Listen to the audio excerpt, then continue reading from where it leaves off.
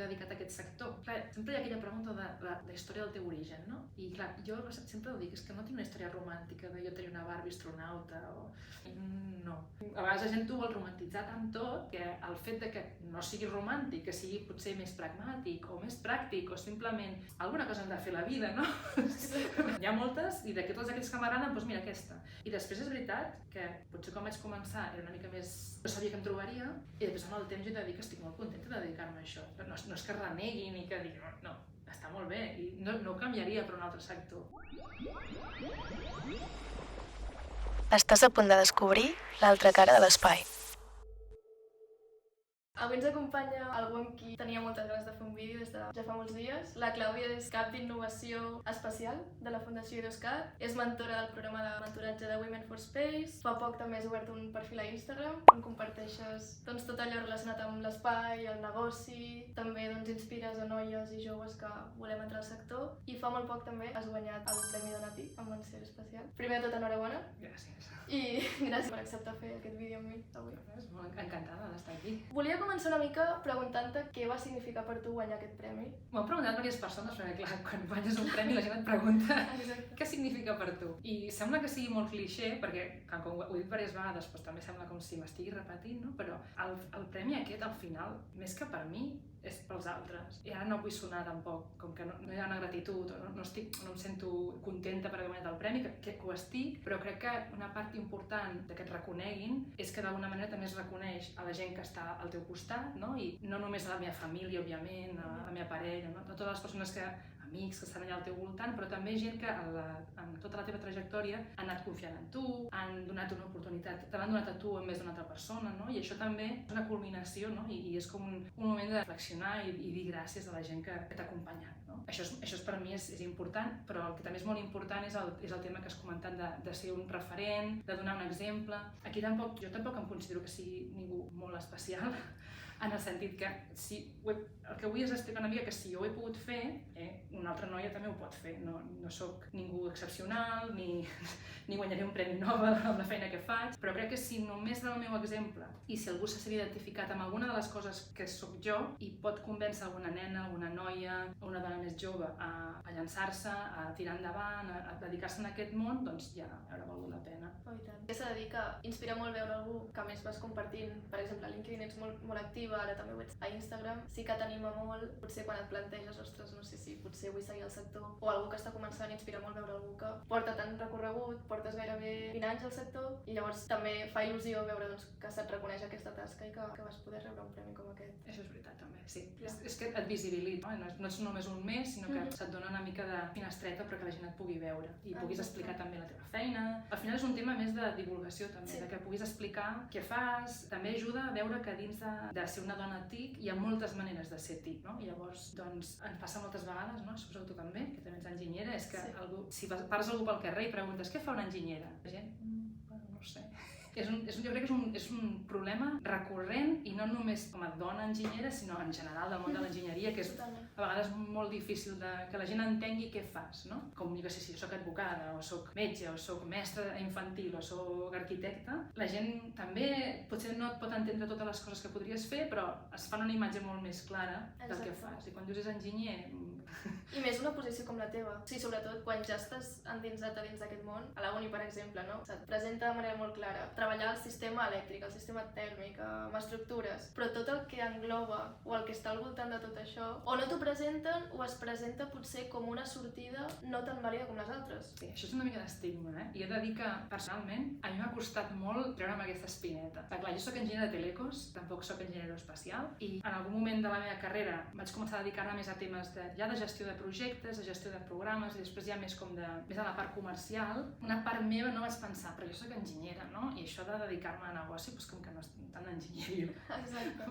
Però ara no, ara em sento molt còmoda. Però és veritat que potser, si parléssim amb la meva empresa anterior, l'amo de l'empresa, moltes vegades havia tingut aquesta conversa amb ell, de dir, és que em sembla com que sóc menys enginyera per fer aquesta feina. I ell sempre va ser una persona que em va animar molt i em va ensenyar que tenia unes certes capacitats que no deixaven de ser importants en el món tècnic, però que tenia un altre set de capacitats que em feien especial per fer altres coses que altra gent potser no podria fer i potser no podria fer coses que fan altres. Vull dir, és un tema d'encaixar en un tipus Exacte.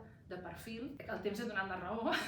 Ell va tenir molt bon ull, no? Creia que això m'encaixava, però em va costar molt, tot i fer la feina durant molts anys, vaig tenir molt temps aquesta sensació de, no sé, això, no sé si... Però després és veritat que vaig fer un MBA per també empoderar una mica aquest sentiment de, bueno, vale, jo soc enginyera, però també he fet un MBA i també ho he estudiat i també...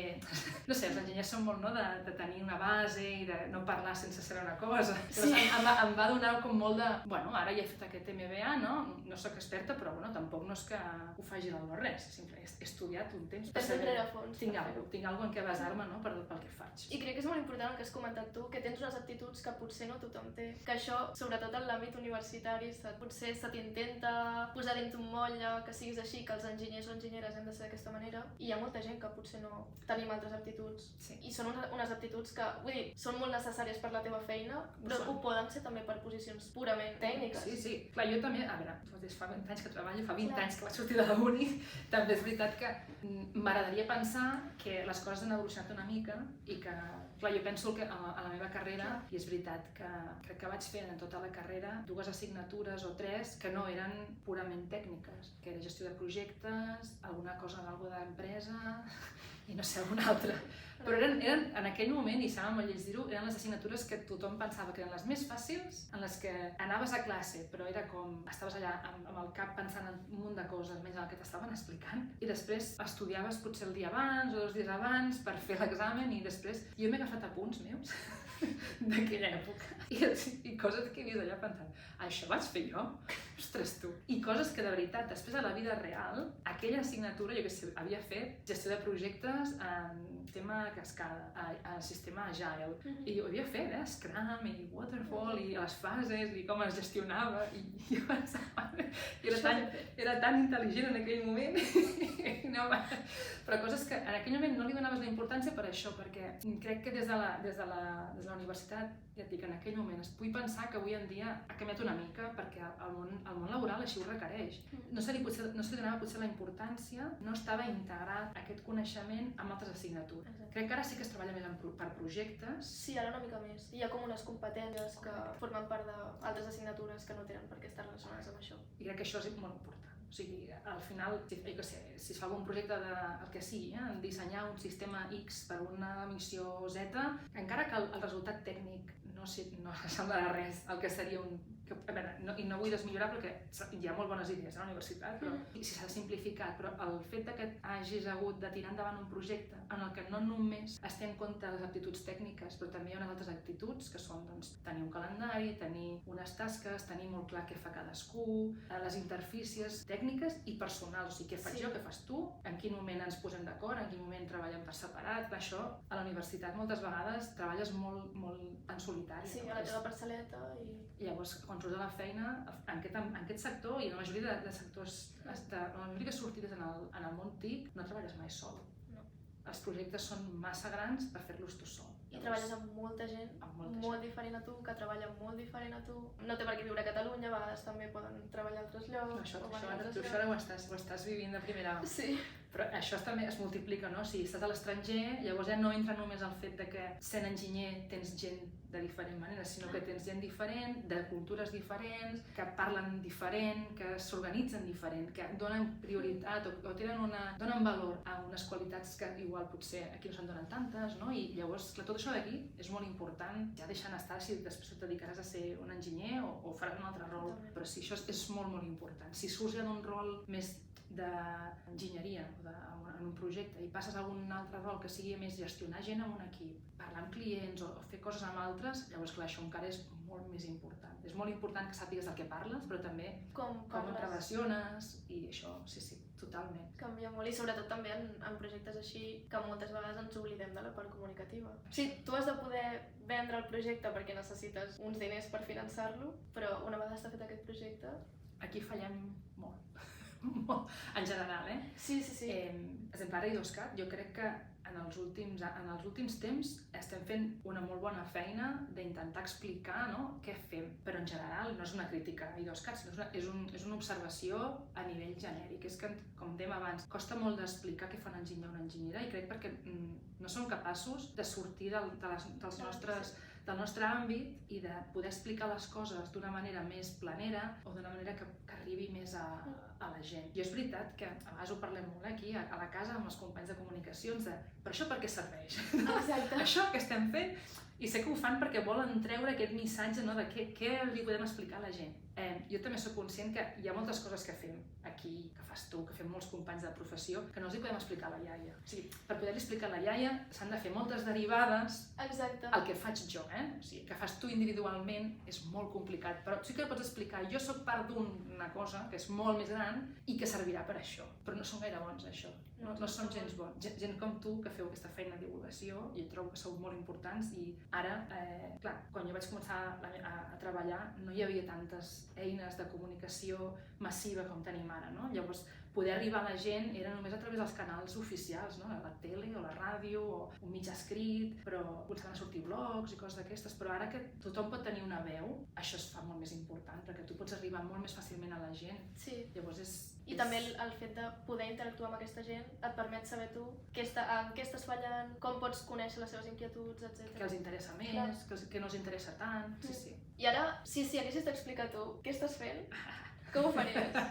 Doncs treballo a IDOSCAT, que avui estem aquí a les nostres oficines, per poc temps, perquè ho he vist. Sí, ens traslladem al Pier 1, a la Universitat Tec Barcelona, per estar més al mig de l'ecosistema digital i innovador de Barcelona, i IDOSCAT, com a centre, és un centre de recerca i d'innovació aplicada. Llavors, el que nosaltres fem, si ho resumim una paraula molt ràpid, és connectivitat. Tenim uns grups de recerca diferents, quan a vegades els veus tots, penses quina és la connexió que tenen entre ells, és la connectivitat. Nosaltres sortim de les telecomunicacions, estem aquí al Campus Nord, molt lligats a la Universitat de la UPC, de Telecos. El que en el centre estem explicant és que hi ha una multitecnologia al voltant de l'àrea digital, és possible gràcies a les telecomunicacions. Llavors, tenim des de temes de ciberseguretat, de realitat augmentada, realitat virtual, temes d'IoT, òbviament temes de xarxes 5G, 6G i també temes de comunicacions espacials. I per tot encara que sigui tot molt, sembla que no tingui relació, tot està lligat pel tema de la connectivitat. Llavors, dins d'IDOSCAT tenim un departament de comunicacions espacials, però també tenim activitats relacionades, no? I que al final hem fet una aposta pel sector de l'espai. Llavors, dins d'aquesta aposta pel sector de l'espai, jo sóc la responsable de desenvolupar el negoci amb empreses privades, sobretot, però també amb una visió una miqueta més transversal. O sigui, el sector de l'espai en general, com el podem desenvolupar dins del nostre àmbit d'actuació. Llavors, què faig jo cada dia? Doncs el que intento fer, amb molt poques paraules, és vendre la nostra recerca a les empreses. Sona molt fred, però no és.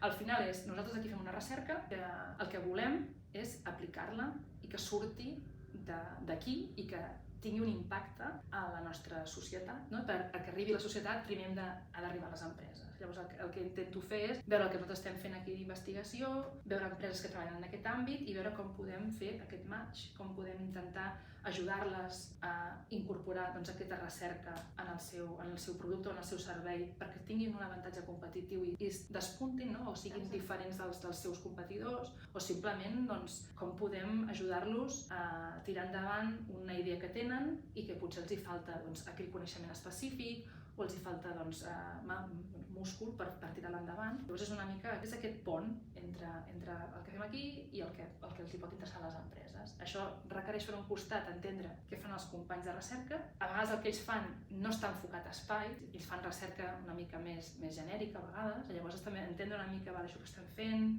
què està passant al sector de l'espai, com el podem fer servir i veure com ho podem encaixar. Parlar amb les empreses, entendre quines necessitats tenen, on estan els obstacles o on volen estar d'aquí 3 o 4 o 5 anys i veure com podem treballar plegades. Per un costat és molt interessant perquè veus, per un costat, la recerca que s'està fent. Jo, sincerament i honestament, no entenc moltes coses a nivell detall perquè ja porto molts anys amb un altre nivell i ja no ho entenc tant, però sí que entenc el concepte en general i entenc les problemàtiques que tenen i també és interessant perquè puc conèixer moltes empreses, parles amb molta gent, entens molt bé el que els mou, el que no es mou i és unir dos mons que també són mons una mica diferents, el de la recerca i el món més comercial, i aquí estem intentant que això passi. O sigui, és una feina complexa, però també ha de ser com molt enriquidor poder veure totes les perspectives. Mira, és molt bonic per això que dius i també per... mira, aquest any ens van donar un premi amb Satelliot, que era el Premi Nacional de Recerca, per la col·laboració público-privada, el partenariat público-privat, i a mi em fa moltíssima il·lusió. Satelliot és un dels nostres clients més importants i, a més, més enllà de ser un client, els hem acompanyat des del principi en el seu projecte i jo crec que aquí des de la casa ens fa molta il·lusió veure'ls triomfar i tirar endavant, no? Llavors, per nosaltres aquest premi rebre'l va ser molt bonic i jo vaig estar el dia que ens van donar el premi amb una petita roda de premsa amb la consellera d'Universitats i Recerca i jo pensava, aquest premi, jo estic aquí, però aquest premi és pels nostres companys de recerca, òbviament van estar al dia del premi al Teatre Nacional, va estar molt bé, però és un reconeixement a tot l'equip, no? Tant el de Satelliot com el nostre i d'aquest bon treball, d'aquesta col·laboració, no? I és bonic veure que coses que tu fas, sobretot pels companys també, coses que tu has fet aquí, estan volant, no? Estan en un satèl·lit i estan funcionant. Hi ha una part que és molt gratificant, perquè per molt que tu facis recerca que t'agradi molt i et doni molta satisfacció tu mateix resoldre un problema de recerca, el fet que tu vegis que el pots posar a funcionar, que surt de l'àmbit de recerca, surt del laboratori, per dir-ho d'alguna manera, jo crec que té un puntet més de plus, no? De ser això que ha fet aquí. No? I que reconegui aquesta feina també a casa nostra. Que també ets a dir que aquest temps que he estat a l'estranger hi ha molta gent que coneix IDOSCAT. Ah, sí? Sí, llavors em feia molta il·lusió de dir, ostres, també s'està coneixent la feina que es fa aquí a Catalunya, fora de casa, i és important. És molt important, sí. Aquí tenim molt bons projectes i molta gent molt bona. Sí. Però que tu estàs ara fora, segurament també veuràs que a fora es valora moltíssim els enginyers en general d'Espanya, parlo perquè tens companys de tot arreu i es valora moltíssim perquè surten enginyers aquí d'Espanya que són amb molt bons nivells i es valoren moltíssim fora perquè estan molt ben formats. Sí, totalment. I ara sí que volia com tornar una mica enrere i preguntar-te si tu ja t'esperaves estudiar Telecos, com vas acabar estudiant Telecos i després com vas acabar el sector espacial? No m'esperava estudiar Telecos. No. Crec que hi ha poca gent que quan és petit diu vull ser enginyer Telecos pel que dèiem abans, perquè no sap què fas. Jo crec que a la meva família crec que encara no hi ha ningú que entén massa què és el que fan enginyer Telecos per no passar res. Mira, si hem de ser totalment sincers, jo era una persona quan estava a l'escola que m'agradaven moltes coses, tenia molts interessos molt diversos, des de filologia anglesa, filosofia, fins a les matemàtiques, m'agradaven moltes coses. Llavors va arribar un moment en el que vaig tenir potser en aquell moment no m'ho semblava, però ara amb temps, no? Vaig tenir la decisió una mica molt madura. Vaig pensar, a veure, si em vull guanyar la vida, cap on he de tirar. I jo vinc d'una família molt humil, també soc de Reus, vull dir, no soc... A la meva família immediata ningú altre havia estudiat a la universitat abans que jo, vaig ser la primera. Llavors, per la meva família era un tema important. Era com, bueno, havia de venir a Barcelona a estudiar, això val diners, no? Pels pares, no? És difícil. I jo volia fer alguna cosa que tingués futur. I no estic dient que altres coses que m'agradaven no tinguessin futur. El que passa és que els futurs que jo veia des d'aquella perspectiva eren coses que potser no m'atreien tant. O sigui, no volia acabar fer de profe d'anglès o fer de... no sé. Hi havia coses que no m'agradaven de fer i llavors no veia moltes opcions i vaig pensar enginyeria és una bona opció. Sí, crec que també jugues amb aquesta responsabilitat de dir ostres, se m'està donant una oportunitat que la resta de la meva família no ha tingut, vaig escollir alguna cosa que jo vegi que em pot donar cert profit. Correcte. I que a sobre a més m'agradi perquè tinc la sort de poder triar què faig. Correcte, sí. A més, en aquella època, ara sembla que soc molt gran, era el boom de les telecomunicacions, es va començar a liberalitzar a Espanya les telecomunicacions i llavors hi havia moltíssima gent que volia estudiar Telecos en aquell moment i era el top. O sigui, ara avui en dia crec que és una de les carreres que ningú vol fer o que entres amb molt poca nota, però en aquell moment s'estava moltíssima nota per entrar perquè hi havia moltíssima demanda. I veies gent davant meu que havia començat a fer la carrera, no? I te deien, doncs clar, que no acaben la carrera que tenien feina, no? I jo és que, aquí hem d'anar, no? He de dir que aeroespacial, aeronàutica també m'agradava, però en aquell moment es feia a Madrid només. Després al cap d'un any la van obrir a Castelldefels, però llavors ja vaig dir, no, ara ja estic aquí. I vaig pensar en aquell moment que ni que fes Telecos, com si hagués fet una altra carrera, sempre es pot acabar treballant al món de l'espai, encara que no hagis fet aeroespacial, aeronàutica, perquè hi ha moltes disciplines al final i bueno, doncs d'alguna manera pots entrar. I em vaig quedar bastant tranquil·la amb això. Si tornés a néixer no sé si tornaria a fer Telecos. Ja ho dic, em sap greu per tots els companys de Telecos, perquè és una carrera molt dura. Ara, clar, ja m'ho miro així, no? Diuen en anglès amb les ulleres roses i ho veus tot bé, però... Romantitzes aquella època. Sí, romantitzes molt, però... Jo no. Hi ha gent que diu, jo vull tornar a l'època de la uni. I jo no, jo vull tornar quan ja hagi acabat la uni. Exacte. Llavors sí, perquè va ser molt dura. No sé si hem fet una altra enginyeria, que no era tan dura en aquell moment com Telecos. Hagués pogut acabar treballant en un lloc similar, però no ho sabré mai, No, això no ho sabré mai, però a vegades ho penso. Ostres, vaig tenir que patir tant per fer això. Mira, ets a dir, molta gent que conec que ha fet enginyeria, bueno, en aquest cas és gent que ha fet enginyeria tant a la UPC de Castelldefels com a Terrassa, i sempre, no sé per què, em diuen, quan anava a la uni, me n'anava a aquell lloc a plorar. I pensava, ostres... Sí, és com no sé, un patró que tothom té, de dir, recordo aquell temps com un moment complicat. És dur, és molt dur. A més, jo què sé, ara t'explicaré, no? Jo estava en una residència perquè vivia durant la setmana aquí a Barcelona i tornava a casa a Reus als caps de setmana. I clar, era una residència femenina, només era de noies. Llavors, clar, d'enginyeres n'hi havia molt poques, és el que passa. I moltes companyes meves de residència feien altres carreres, que no és que siguin més fàcils a nivell cognitiu, jo crec que són menys exigents a nivell d'hores de laboratori. Jo tenia classes pel matí i laboratoris per les tardes, tota la carrera. Clar, altres companyes meves tenien classe i després tenien molt de temps lliure i clar, jo es veia que s'anaven a plaça Catalunya a comprar el Corte Inglés i jo fent equacions, no? No, és que jo tinc 200 integrals per fer per la setmana que ve, no? I allà, en aquell moment era Operació Triunfo 1 i tothom mirant-se a la sala de la tele perquè no teníem internet a les habitacions, imagina't-ho. I jo allà, jo no puc venir perquè estic aquí fent circuits. Però sí, per comparació... Sí, la comparativa és... Però després comparaves amb altres companys de Telecos i estàvem tots igual de amargats, llavors... Comparties les penes. Les penes estaven en un altre lloc, sí. I després, clar, he vist que després te'n vas estar a Madrid i després te'n vas anar a l'estranger. I a més volia aprofitar perquè avui hem estat al Net de Networks, aquest esdeveniment que organitza la DCA, que justament connecta aquesta gent que viu fora, gent que ha tornat. Llavors et volia preguntar com fas el pas de viure fora i com el vas viure al final? Perquè...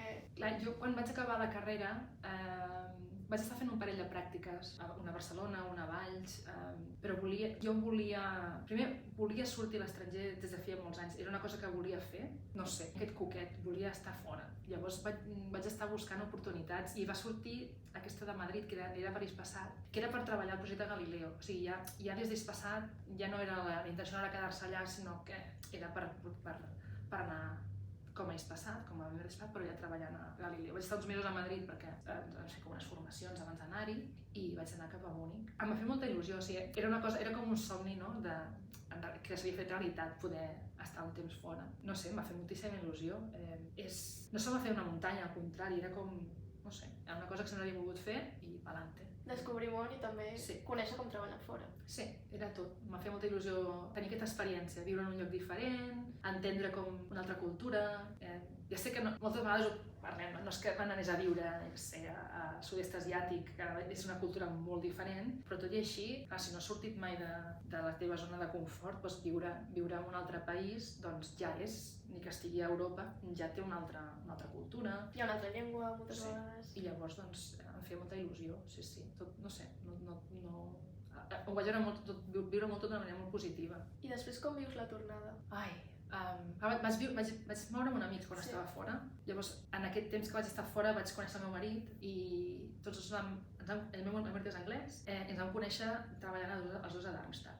Llavors, en algun moment, quan estàvem junts i teníem la intenció de quedar-nos, de començar a fer un futur plegats, vam estar plantejant-nos què fem, ens quedem aquí i ens quedem aquí ja i no en marxem, o fem una altra cosa. Tots dos teníem al cap que volíem tenir una família, llavors la volíem tenir o bé en un país que fos d'origen nostre. Això és una decisió molt personal també. Ja he conegut moltíssima gent fora, amb parelles mixtes com nosaltres, que han tingut fills en un tercer país i no passa res, i la gent creix i no passa res.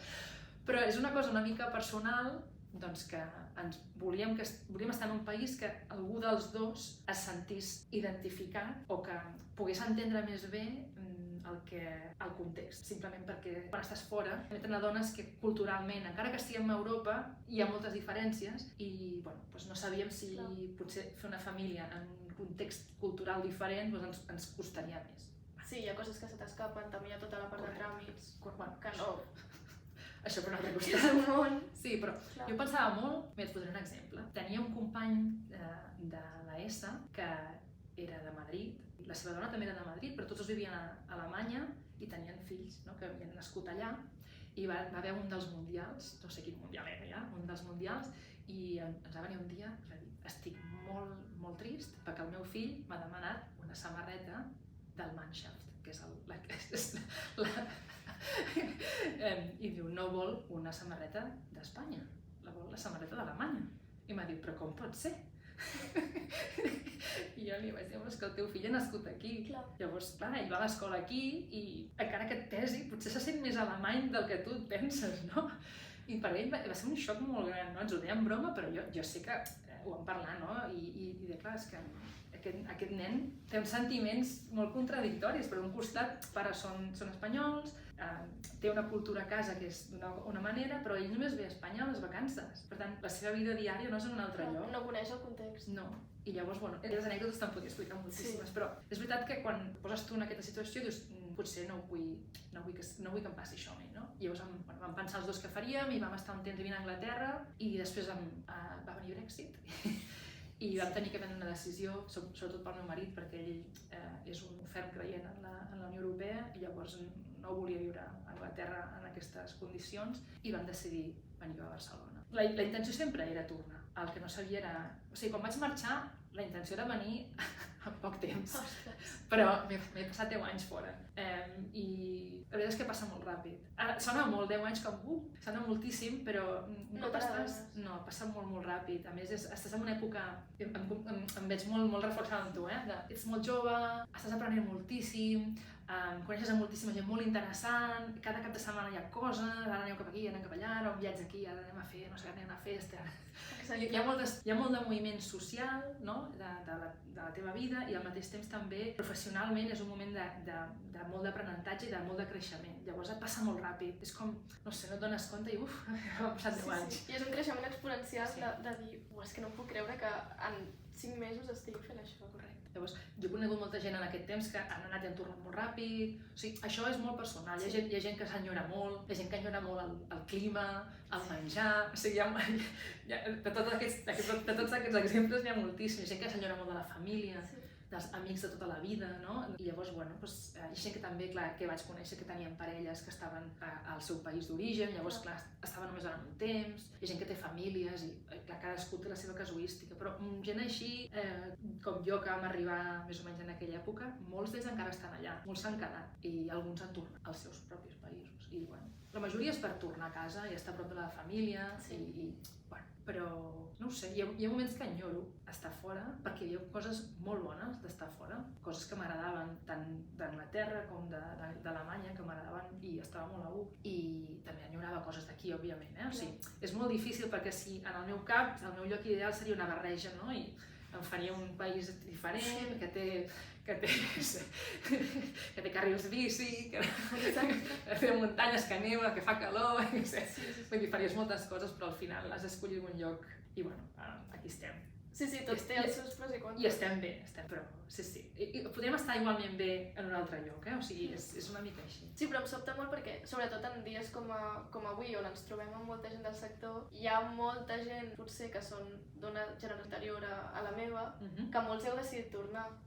Llavors també, sí, en certa manera et dona com l'esperança de dir puc tornar i no passa res. No passa res. Exacte. A més, ara està molt millor. Sí. Jo quan vaig tornar, la decisió va ser purament anem a Europa. O sigui, tornem a Europa pel tema Brexit i, a més de tornar a Alemanya, que era una opció, vam dir, anem a donar-li una oportunitat a Barcelona. I jo vaig tornar aquí amb la feina que ja tenia i vaig estar treballant de manera remota durant un temps. Llavors vaig deixar la feina que tenia perquè necessitava parar, que portava molta càrrega, eren moltes hores, necessitava fer una pausa. I llavors vaig començar a buscar feina aquí i, sincerament, no tenia ni idea.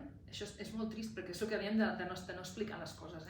Era el 2021 quan vaig començar a buscar feina, a principis del 2021. L'estratègia d'espai de la Generalitat ja existia i jo no en sabia res. Tampoc tenia molta constància del que estava passant a Catalunya a nivell d'empreses d'espai. O sigui, jo tenia la visió de quan vaig marxar que és que no hi havia res. O havia poca cosa. Molt poc. Quan jo vaig tornar va ser del pal. Doncs aquí s'ha acabat i em dedicaré a una altra cosa. Total, el sector de l'espai, les coses que estic fent aquí és molt transferible, coses de tecnologia, algo similar trobaré. I quan vaig entrevistar aquí, tampoc era per l'espai. I quan vaig estar a l'entrevista em van dir és que no sé si sabràs que tenim un departament nou de comunicacions i m'han anat explicant que això que havia l'estratègia de la Generalitat i jo, clar, Estaves flipant. Estava flipant, I ara faig broma, dic l'espai em persegueix, o sigui, jo volia sortir i no puc, però la veritat és que això ho dic de broma perquè realment a mi m'agrada molt treballar en aquest sector. Era una mica, em vaig com a resignar, vaig pensar, bueno, no passa res, puc treballar en un altre sector i no passa res, no? Ja he treballat molts anys en aquest sector.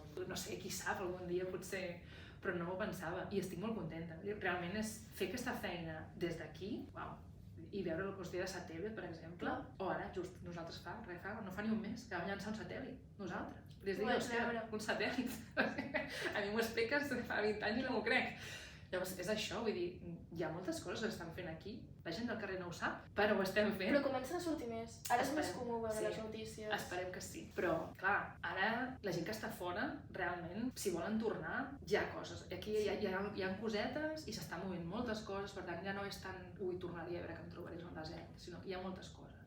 Una altra cosa és que trobis el teu rol que tu vols, exacte, o sigui, clar, això ja és... Com a tot arreu ja costa. Sí, però que si un està fora i si vol estar un temps perquè és una experiència de vida, ara pot pensar, bueno, quan vulgui tornar veig que hi ha camp i que, bueno, doncs potser no serà exactament el que estic fent, però alguna cosa trobarem. Sí, m'ha agradat molt aquest missatge de dir, sobretot, és el que dius quan entres a la universitat, potser jo vaig entrar el 2018, potser no hi havia encara aquest boom, també s'aprèn molt des de les aules, marxa fora, que aquí hi ha poca cosa, ara comença a canviar una mica i crec que també és molt engrescador de dir, ostres, que també se t'animi i se't mostri que hi ha altres camins i que et pots quedar a casa fent el que t'agrada. Això és complicat, perquè, clar, per un costat és veritat que depèn del que tu vulguis fer, aquí no ho pots, però és un tema ja de volum, si jo vull dedicar a dissenyar un sistema concret de no sé què, d'un telescopi, clar, igual al món hi ha 3 llocs que fan això, llavors te n'has d'anar a un d'aquests 3 llocs. Si tu tens una visió tan clara del que tu vols fer a la vida, si tu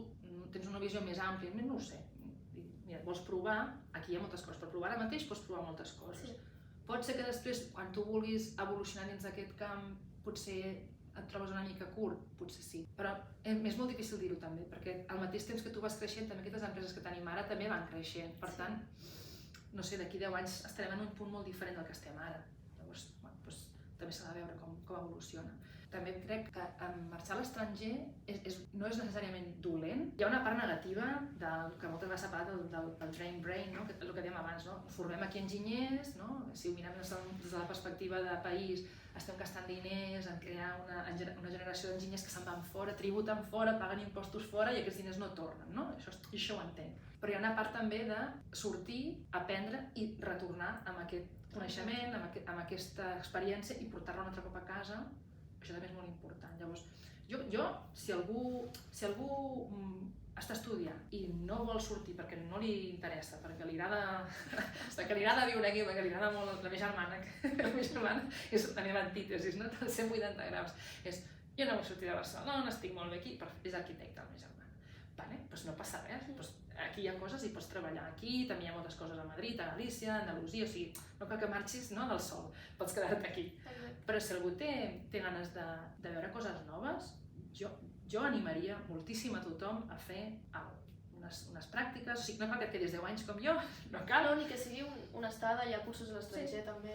6 mesos, o sigui, que sigui menys complicat, jo què sé, això una estada, com dius tu, que no hagis de buscar un pis i llogar i barallar-te amb els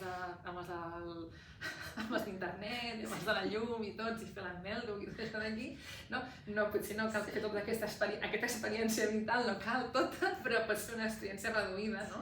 Que ja està bé, algun curs que hi hagi gent de diferents llocs, hi ha cursos molt xulos d'estiu o de 6 mesos i et donen aquesta experiència d'estar fora que crec que és bo, crec que també t'ajuda, no sé, jo m'ho miro des d'havent tornat, crec que t'ajuda molt a relativitzar en tot, no només a la feina, sinó en la teva vida, a la vida en general.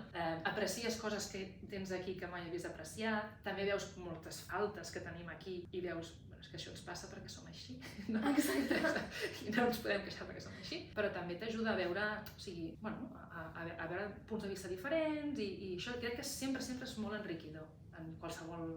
Si algú té ganes, jo ho animaria, si no, doncs no passa res. No passa res, exacte.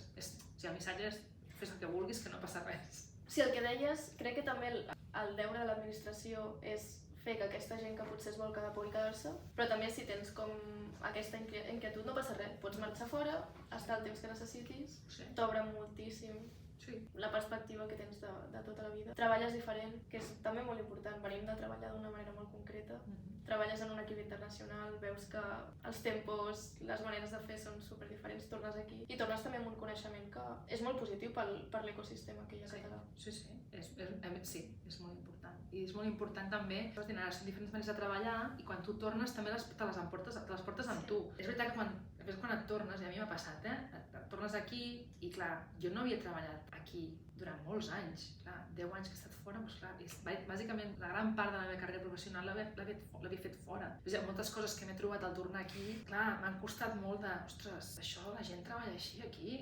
Sí. Però, bueno, també pots intentar, tampoc dic que has de canviar tothom, però pots ser una mica... més flexible. Sí, intentar també, mira, i si ho fem així? I això també ho podríem provar a veure què tal, no? Llavors així ara, diguem, ara que has tingut aquest any molt positiu a nivell, sobretot laboral, i Idoscat ha sigut reconegut també la seva tasca, tu personalment, com afrontes el següent any? Ara, a veure, aquest any ha estat molt xulo, he de dir que estic molt contenta. Personalment ha sigut un any que ha sigut complicat perquè jo soc millennial, no? Llavors hi ha moltes coses que, com et deia abans, tota aquesta exposició pública i tal, hi ha molts que són molt reticents perquè no hem crescut amb xarxes socials. Llavors hi ha molta part d'aquesta de compartir coses que tu fas que et sembla una mica estrany. És com, a qui li interessa el que jo estic fent? O sigui, i té un punt de... La gent es pensarà que, no sé, com que soc molt egoista, no? I que només vull, no sé, que m'agrada el foco, no? I durant molt de temps vaig estar pensant molt, per què he d'explicar jo les coses? No? Però és veritat que arriba un punt, potser amb la maduresa, no? que penses, que deia al principi, torno una mica, no? Faig una miqueta com enganxo al principi de la conversa. Hi ha una part meva ha canviat molt des que soc mare, crec que necessito fer alguna cosa per la resta, per la comunitat, per les generacions futures. Sé que sona molt així, però hi ha una part meva que pensa què puc fer, no? Per canviar coses que jo veig, no? El mateix que tinc és limitar quines coses podia fer per contribuir als problemes que tothom hem detectat. I una de les coses era, obriré una conta d'Instagram i començaré a penjar coses que faig perquè crec que li pot interessar a algú les coses que faig, no? I que vegin les coses que es fan, que es mou aquí, la mateixa amb LinkedIn, que hi puc escriure i hi puc explicar una mica més. Algun article que he escrit també aquest any per algun diari digital, també per intentar divulgar la feina que fem des d'Idoscat, el coneixement que jo tinc del sector, coses que jo faig. He de dir que he fet un passet, no? I s'ha respost molt bé, he rebut una resposta molt forta. Espanta una mica, perquè és com buf, però sí, en aquest cercle tan petitet, però que també te dona com ganes de, ara l'any que ve continuem, no? I no sé si faré alguna cosa més, perquè no tinc molt de temps lliure per fer moltes coses, però sí que m'agradaria continuar amb aquesta faceta més d'intentar divulgar, explicar les coses que faig, sí que m'agradaria continuar, no? I continuar fent cosetes i continuar estant present a les xarxes, a veure si així anem calant el missatge. I a nivell d'Idoscat, jo crec que el departament que us deia de comunicacions especials es va crear fa pocs anys. La nostra experiència en el sector de l'espai es remunta d'abans, però jo diria anecdòtica o més reactiva. O sigui, si ens venia una oportunitat de cara, doncs l'agafàvem, però no estàvem activament buscant-la. Correcte. I ara sí, ja portem, aquest any ja ha sigut el primer any que hem estat molt centrats, llavors jo crec que l'any que ve ha de ser una continuació d'aquest treball que estem posant i hem de començar a veure, jo crec, alguna mica de retorn d'aquesta feina que estem fent. és sempre la feina de... Constant i nada més. És molt repetitiva, però jo crec que l'any que ve, o sigui el 2026, crec que ens pot anar molt bé. Ja tenim el satèl·lit en òrbita, s'està acabant el commissioning, llavors el 6G Starlab estarà en operació, podem començar a fer experiments, no només per nosaltres, és un laboratori obert, això és molt xulo quan ho penses, que qualsevol que vulgui fer un experiment amb el que tenim a bord, que els hi serveixi, que els hi encaixi, els pot enviar una petició i ho poden fer. Això és una passada. És una passada. Sobretot des del punt de vista estudiantil, també. També, pots ser gent de la universitat, de recerca, empreses també. El que volem és que sigui un punt de trobada, no? O sigui, que al final sigui un laboratori com el que tindries a terra, però clar, com que treballem a l'espai hem de tenir en òrbita. I llavors, doncs, jo crec que això ens ajudarà també a estar més propers a l'ecosistema, no? Entendre una mica més bé doncs això, des de la part de recerca i l'acadèmia, la part d'empresa, és la nostra voluntat. Ara hem de fer que passi, però jo crec que ens esperen moltes coses molt interessants i amb molta il·lusió, és que sí, amb il·lusió perquè crec que ho estem fent bé nosaltres, també ho estem fent bé com a ecosistema català, perquè estem agafant força i també com a ecosistema nacional també, o sigui, hem de començar a créixer i a unir-nos a la resta de l'ecosistema i a Europa també, no? O sigui, les diferents capes i a nivell geopolític és un moment complicat, però que com a contrapunt positiu és que en aquesta indústria ens portarà uns anys amb moltíssima inversió, sobretot lligada a temes de defensa i seguretat. Llavors, es pot llegir de la manera negativa, no? Però també es pot llegir des d'un cantó positiu, que és que hi haurà moltes oportunitats. Hem d'agafar-les, hem d'estar allà. Jo crec que sí, molta il·lusió. Sí, crec que és una bona manera també de tancar aquest vídeo i també dic que em feia especial il·lusió perquè, vist el biaix de gènere que també hi ha al sector, també a l'àmbit TIC, crec que és molt important que se't doni també veu a persones com tu, que esteu fent molt bona tasca a nivell laboral i també en el vostre temps lliure us dediqueu a divulgar i a apropar-nos tot això. O sigui, inclús si estem dins del sector, t'anima molt també veure diferents perfils i diferents perspectives. Bueno, que em digui algú, que em diguis tu això, per exemple, a mi m'anima. Al final és el que et deia, jo no ho faig tant per mi, que és el que et deia del premi, no? Hi ha una part del premi que és com vergonyeta, saps? Clar. No, perquè és com, la gent et felicita i dius, però no he fet res especial, no he fet res especial. Treballo molt de temps en aquest sector, però no sé, no he descobert res, no?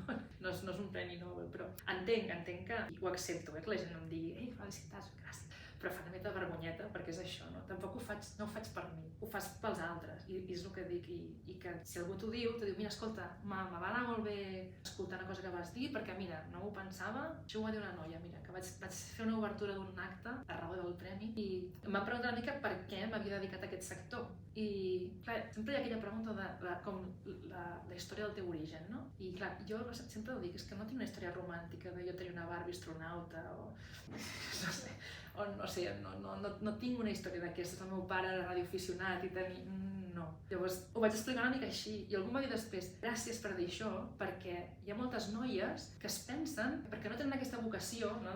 Des que jo era petita volia ser enginyera, no t'enganyaré, no. Jo, quan tenia 12 o 13 anys cantava als espais, que era els que saps? Però, entens, només que algú senti que no passa res, si tu no tens aquesta història de jo quan era petita somiava amb les estrelles, no? Però et pots dedicar i et pots fer una bona vida, doncs ja és vàlid. I vaig pensar, doncs també tens raó, és veritat. A vegades la gent ho vol romantitzar tant tot que el fet de que no sigui romàntic, que sigui potser més pragmàtic o més pràctic o simplement alguna cosa hem de fer a la vida, no?